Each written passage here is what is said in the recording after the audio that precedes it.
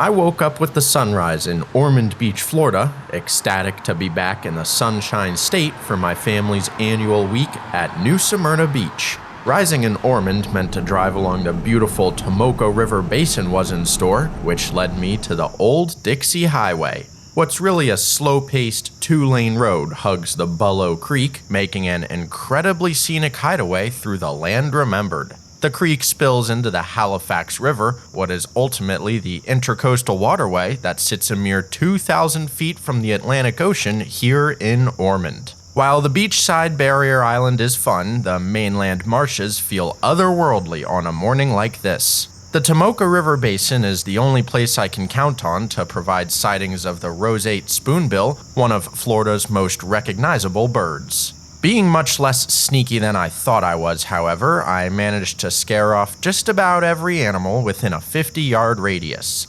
This meant it was time to say goodbye to the wildlife and hello to the trains as I set out to railfan my favorite railroad, the Florida East Coast. I knew I had to start the day at one of the best spots, FEC's bridge over New Smyrna's Spruce Creek. I'm just downwind of the beachside town's municipal airport, where a flurry of private aircraft were starting their days. The railroad and I were doing the same, as I only waited about 20 minutes before the sing-song of hard-working EMDs put a grin on my face.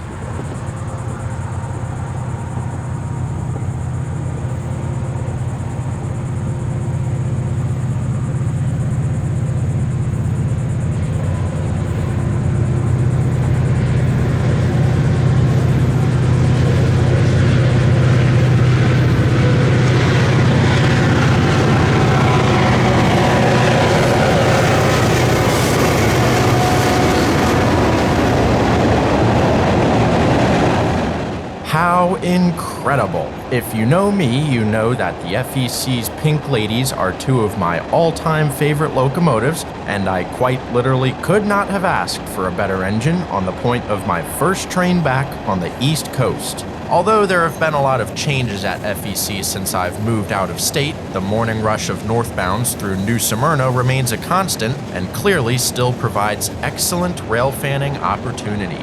This is Train 204, a Tuesday through Saturday early morning northbound out of Fort Pierce for Jacksonville, sailing through NSB around 7:45 a.m. on these days. It's reminiscent of the old 230, a Tuesday through Saturday run out of New Smyrna powered by whatever locomotives the local shops had released the day prior. Much like its predecessor, the 204 is a mixed bag of commodities, with blocks made up of aggregate from South Florida, wheat and corn syrup off U.S. sugar, domestic intermodal from the Fort Pierce ramp, and imports from Caribbean steamship lines, Tropicana juice from Fort Pierce's bottling facility, and anything else destined for points north. Today's train was a hefty 167 cars long, pulled easily by GP40-2 number 425 and GP38-2 number 510. What I consider the railroad's north end stretches 150 miles from Jacksonville's Bowden Yard to Titusville, passing through the wonderful coastal towns of St. Augustine, Bunnell, Ormond, Daytona, and New Smyrna along the way. After witnessing the spectacle of 204's power, I hadn't a shred of doubt that I was going to be chasing this train, which would inevitably take me all the way up to Jacksonville. Nowhere else can you find such a large train pulled through beautiful landscapes by a lineup like 204's, and I cannot overstate the excitement this train instilled. As FEC's north end used to be my personal playground, I knew it was a tall order to expect to chase a train up it, as their main line is straight, flat, and fast. Over the years, I'd nearly perfected the craft and was very happy to brush the dust off with a train of 204's magnitude. It was going to be tight nonetheless as I pulled into Ormond's National Gardens Park with little time to spare. Of note is the absence of a logo on our leader's nose, which sets it apart from the other Pink Lady on the roster, number 436.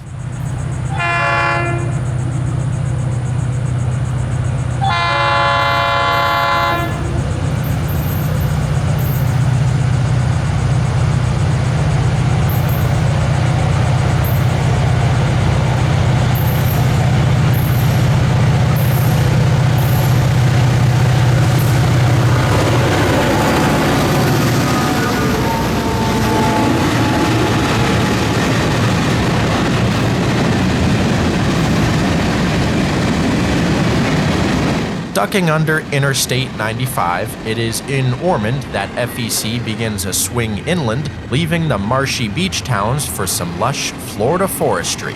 This also means that the parallel US 1 is no longer congested with said beach towns and makes for a perfect tool to chase FEC with. I didn't have all the time in the world, however, and wanted to play it safely as possible, making sure to be back on the road as soon as 204 allowed. Departing Ormond, you can usually catch back up to the FEC by Corona, where the roadway and tracks parallel each other for the better part of 6 miles. While the leader of today's train was the obvious star, the second engine cannot be dismissed. GP38-2 number 510 is one of 3 remaining engines sporting FEC's old-school Hurricane logo on the long hood, proudly worn by the railroad's 3 oldest surviving locomotives. If the folks at FEC had asked me which 2 engines I'd most like to chase this morning, it would have been 425 and 510. I found the duo again in Bunnell as they rustled the sleepy town out of bed.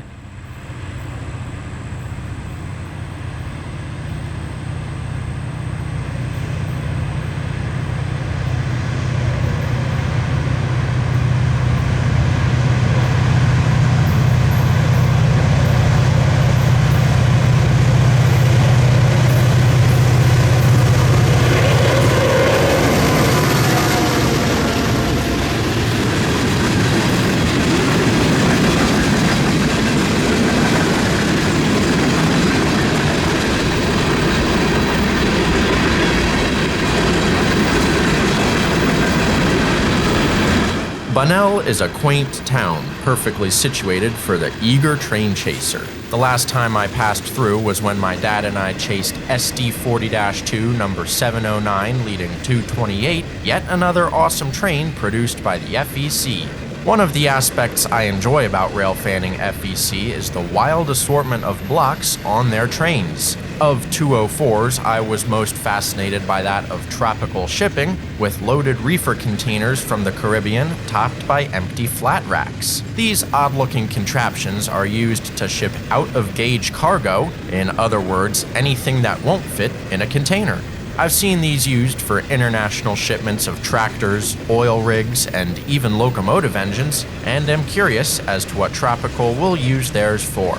Another fan favorite is the Tropicana juice cars, with a nice cut of 9 this morning, ultimately bound for the company's Riverside distribution facility in Jersey City. I enjoy picking apart each car's logistical journey, one of the aspects that has kept me interested in the hobby as the years progressed. Another, simpler aspect is watching a good train pass through a picturesque landscape, which brought me into St. Augustine 45 minutes later. It's in our nation's oldest city that the railroad hugs the San Sebastian River for over 1.5 miles and is always a top priority location on FEC's North End. Setting up at the Ponce Hotel, named after the town's incorporator, one is afforded a chance to take in Florida's unmatched beauty and tranquility. It doesn't last for long, however, as train 204 arrived about 10 minutes after I did. St. Augustine offers a relaxing finale for the harebrained chase as the railroad rejoins US 1 just prior to the river crossing.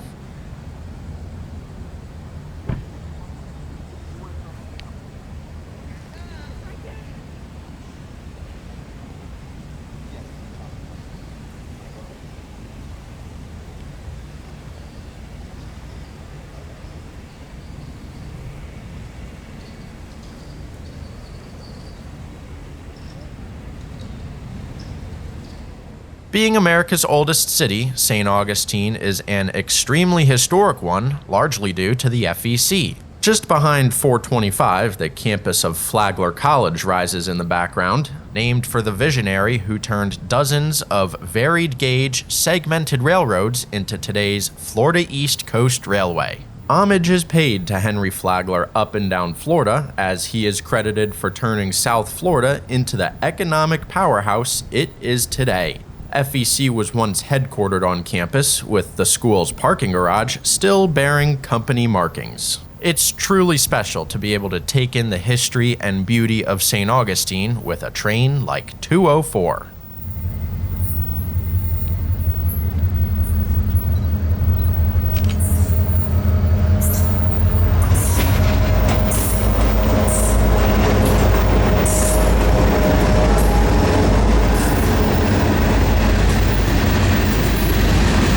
It had been a blistering chase from Spruce Creek, at times requiring a lot of self-control to drive within the legal limits.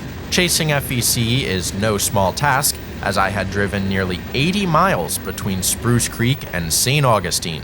It was all well worth it, as 204 made for one of the best lineups I've seen on the FEC, and that's saying something. From the riverbanks of our nation's oldest city, FEC will run another 25 miles towards Control Point Sunbeam. It's there that the Bowden Yard lead splits from the main line and into the railroad's giant Jacksonville terminal. Bowden Yard is the northern terminus for 12 regularly scheduled road trains, all of which routinely run in excess of 10,000 feet to or from the South Florida metropolis. The railroad has stated that they're able to capture an incredible amount of intermodal business due to a combination of South Florida industry and truck drivers' disinterest in fighting the region's subsequent traffic. When compared with CSX's 2 daily manifests in and out of Miami, FEC's daily average of 12 10,000-footers is an astonishing example of their chokehold on Florida's coastal economy. Although it's apples to oranges, I think this puts into perspective just how good the railroad is at attracting and maintaining big business. With all that said, perhaps the coolest aspect about FEC trains is how all of them operate on an anything-goes basis. While certain trains primarily consist of certain freight blocks, FEC is what precision scheduled railroading wishes it could be, sending whatever freight is ready on the next outbound train. This results in international stacks, empty rock hoppers, and boxcars full of orange juice, all behind one set of engines bound for a myriad of final destinations, and it is really neat to see for oneself. I could talk until I'm blue in the face about how impressive the railroad's business model is, but none of the rambling quite does any justice like personally witnessing the railroad in action. FEC is by no means a stereotypical Class II operation, and I consider myself quite lucky to call it my hometown and favorite railroad. Nothing put a smile on my face like bringing an amazing chase of 204 to a close on the banks of the San Sebastian. Having never chased the railroad north of St. Augie, I was weary about my chances of beating 204 to Jax and decided to exercise some self-control by staying put.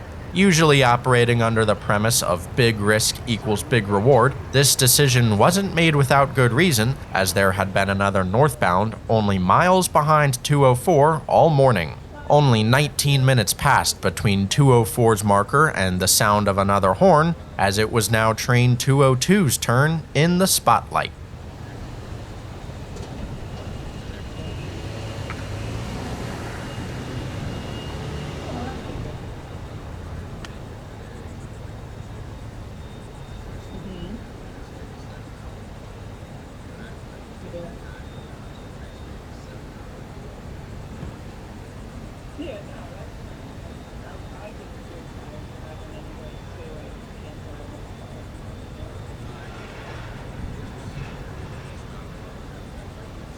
With yet another amazing lineup, Train 202 was breezing along the river after an evening departure from Miami's Hialeah Yard the night before. It's like the railroad knew I was coming. With the passage of 204, I had already seen 2 of the railroad's 3 specialty paint schemes, and couldn't believe my luck as I realized 202 was about to check the box next to number 3.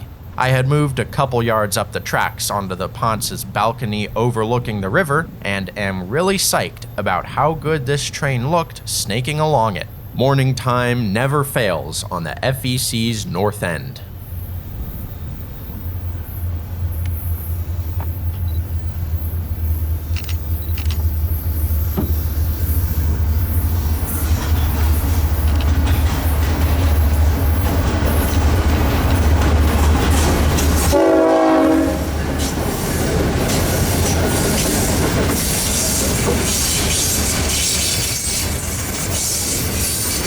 With an ES44C4, SD40-2, and GP40-2 on the point, this morning's 202 was 181 platforms worth of solid intermodal traffic out of Hialeah.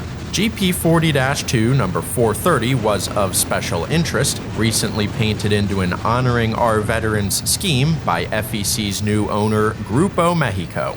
The Mexican conglomerate has owned FEC for years now. However, recent changes to the railroad's motive power fleet are afoot. 6 FEC GEVOs are currently in Mexico to help alleviate power shortages south of the border, and the remaining 18 are quickly cycling through the New Smyrna shops to be repainted into FEC's new Ferromex-inspired colors. These factors, combined with severe flash flooding in South Florida just days prior to my visit, likely led to a bit of a motive power conundrum, as evidenced by the relatively rare lineup on 202.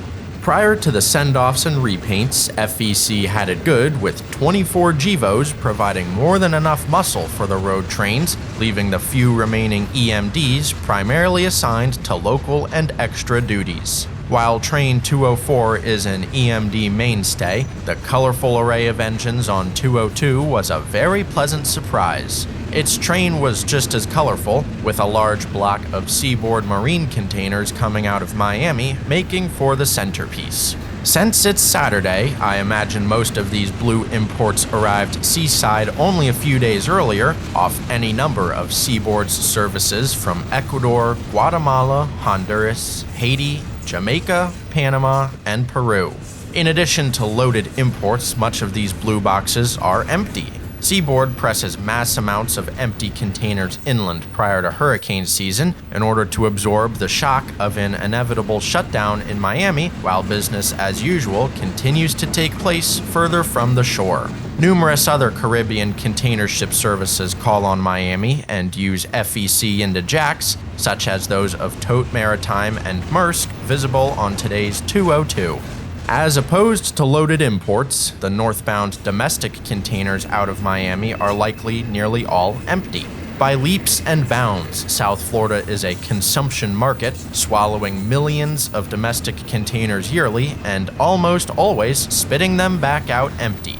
They must return to origin somehow, and the FEC is more than happy to save the truckers the trouble by forwarding these 53-footers back to Jacksonville for interchange.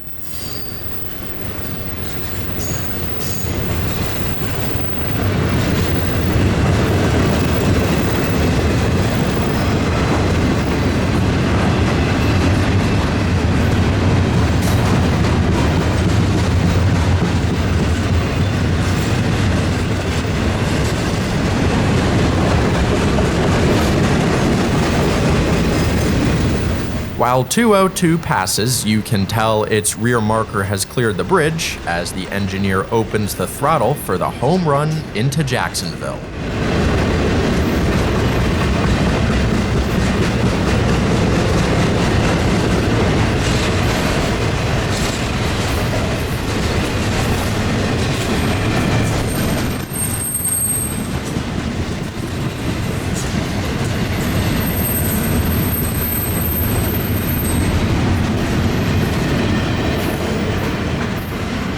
After 202 had cleared, things quieted down a bit in St. Augustine, so I decided to drift north towards Bowdoin to see what I could find. I suppose chasing between St. Augustine and Bowdoin wouldn't have been terribly difficult, as I arrived to see the tail end of 204 poking out on the lead track. A quick visit to Bowdoin's entrance confirms Mexican ownership is alive and well, as is the railroad's tractor-trailer business. Yes, as if they haven't got their hands in enough cookie jars, FEC owns and operates a massive fleet of Raven 53-foot semi-trailers just in case their steel-wheeled reach isn't enough to please the customer.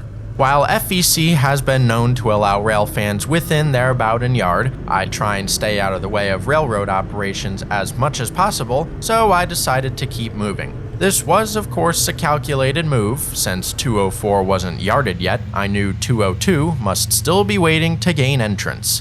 Back at Sunbeam, and it wasn't long until 204 had cleared, meaning 202 could follow suit yet again.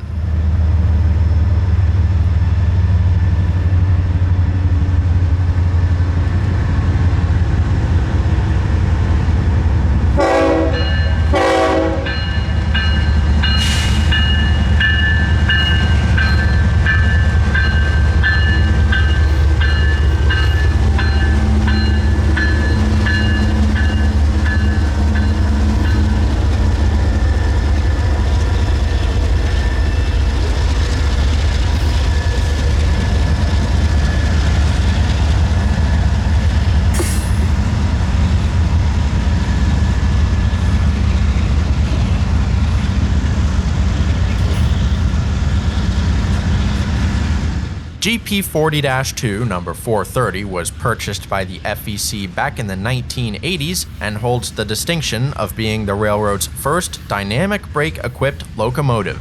40 years and 3 paint schemes later, the engine is now proudly wearing the railroad's Veterans scheme, repainted in January of 2024 at the New Smyrna shops. I had watched 430 switch the New Smyrna yard for years growing up. In fact, I've probably spent more time staring at that very locomotive than any others in existence. Much like all other FEC road trains, 202 was massive, slowly creeping its miles worth of intermodal into Bowden. Much of this traffic will either be handed off to Norfolk Southern or unloaded at the Bowden ramp, as the yard also hosts a sizable empty depot for domestic containers. The awaiting NS crew was already in Bowden after dropping off their southbound train from the Midwest, although they had to wait on 202 to stop and align some switches before entrance.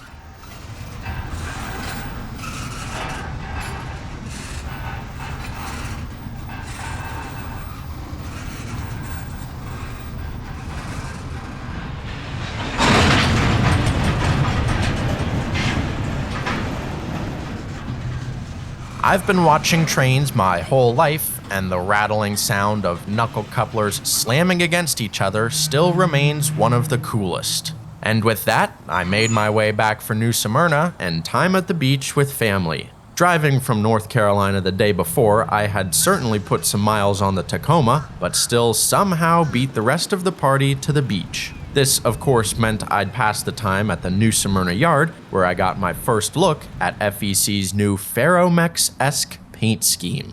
This dazzling interpretation of Grupo Mexico's FXE colors is eye-catching to say the least, and I am a big fan. Although it marks what is likely the end of FEC's champion scheme, and with it the railroad's individuality, it's exciting to see new paint on the Gevos. The Ferromex scheme is one of my favorites, and dare I say it, I think this two-tone blue looks even better than Mexico's red, white, and green.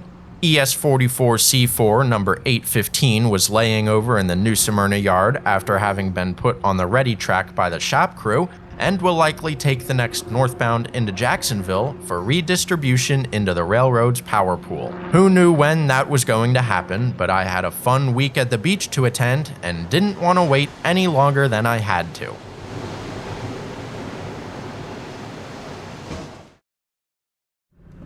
Two days later, on Monday, June 17th, I was up early and headed for the tracks, looking to check a location off my bucket list about 45 minutes south of town. I was bound for the Space Coast, marked by state parks and rocket launch facilities. Poking around the aptly named Mosquito Lagoon, I was disappointed to find that my desired location was a mile walk through what appeared to be off-limits land, but happily stumbled upon not one, but 2 families of wild boar as they searched for breakfast. It's so much fun looking for trains in rural areas such as Merritt Island, something that has allowed me to see hundreds of towns and vistas that I never would have passed through had I not been born a train chaser. With the wildlife park a bust, I turned my attention towards Cape Canaveral and a remote boat ramp that allows access to the tracks and waterways. Even if the trains weren't running, I would have happily sat here and watched the sunrise nonetheless.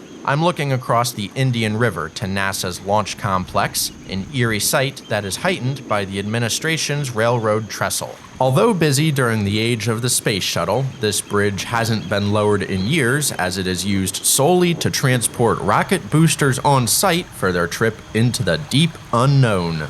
The FEC main line hugs the Indian River for 8 miles north of Titusville, much of which is unreachable unless you're a seafaring rail fan. The Jones Avenue boat ramp provides the only landside location to see nature and machine, and after 2 failed attempts prior over the years, I was excited to finally have northbound 202 end my record.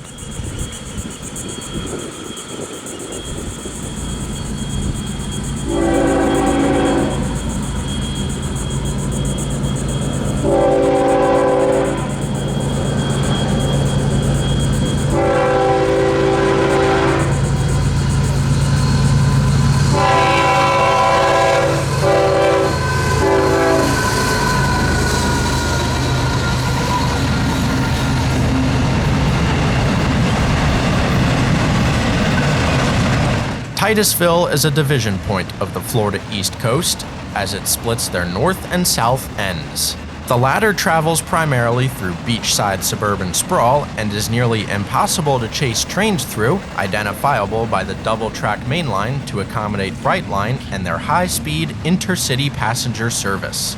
The north end is much more scenic, traveling through lush, brackish water lagoons and palm tree forests with minimal exposure to the outside world. Train 202 will travel another 20 miles before entering New Smyrna, crossing only 7 dirt roads in the process. Although doable on the north end, chasing FEC trains still isn't easy. The 25 miles along US 1 between me and the New Smyrna yard still didn't allow for another shot of 202, although the Intermodal's passage had opened the gates for Local 910 to start its day.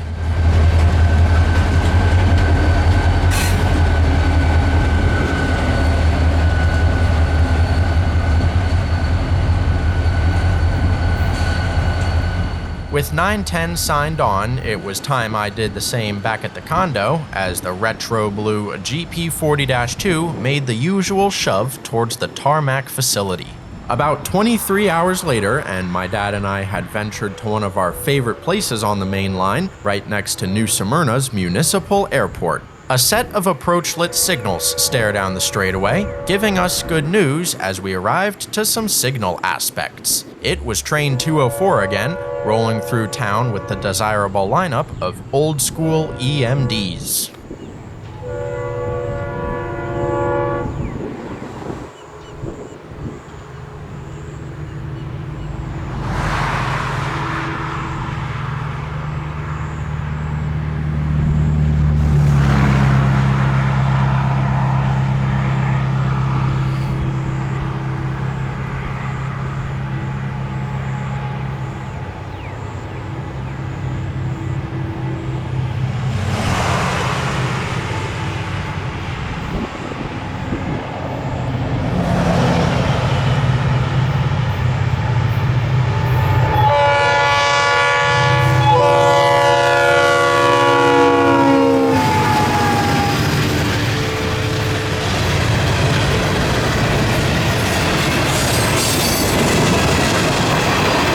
GP40-2 number 421 is one of only 2 painted in what is nicknamed Grupo Blue, GM's first try to repaint the FEC fleet shortly after their acquisition.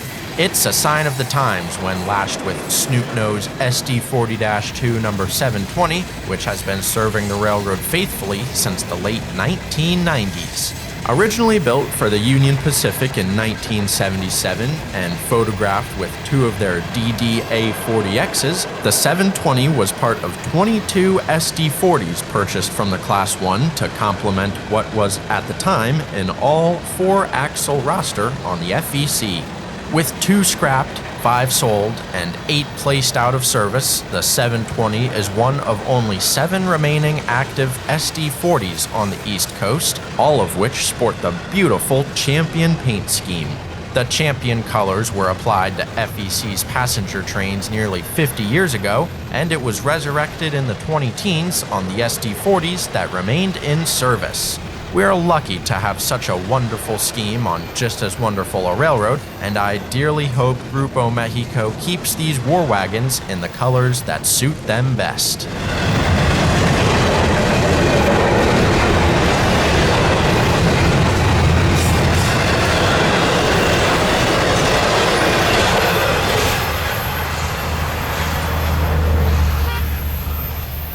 As 204 passed, my dad and I thought we had enough time to poke around Spruce Creek before the next train. We didn't, as Local 910 screamed north.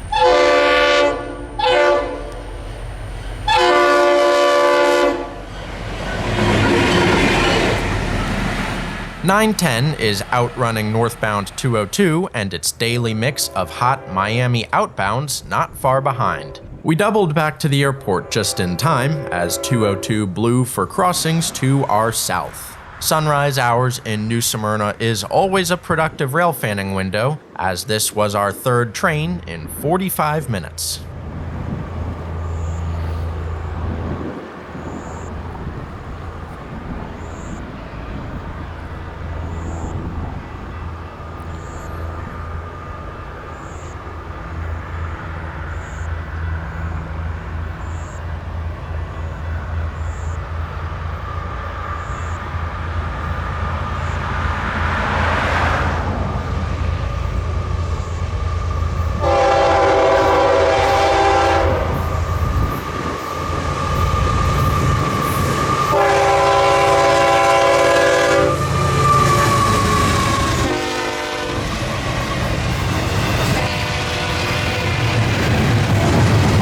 It appeared the railroad's power balance had been restored after the South Florida flash floods, with 202 now sporting its usual pair of ES-44C4s bracketing a liquefied natural gas tender. It was neat to see the old and new paint schemes lashed up together, with the trailing engine being one of only 4 in the new blue scheme at the time of recording. I instinctually know Train 202 as an evening manifest through the area, however all trains had been re-symboled about 18 months prior. It certainly took some getting used to, knowing that these priority containers now run under the symbol of an old rock train, with the train IDs now numbered off their departure times instead of priority. Although the symbols have come and gone, the trains themselves have remained constant over the decade plus I've been railfanning the East Coast. Priority Intermodal has traveled north through town every morning for years, and I have no reason to believe this will change anytime soon.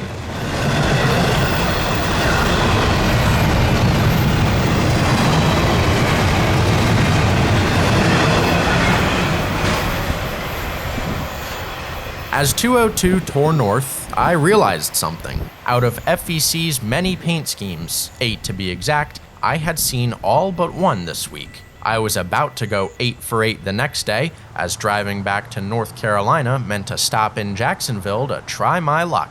My timing was conveniently the same as southbound 105, who already owned the railroad by the time I pulled up to Sunbeam. I didn't wait very long at all, and was excited to see what looked like a Ferromex blue locomotive on the point of the train.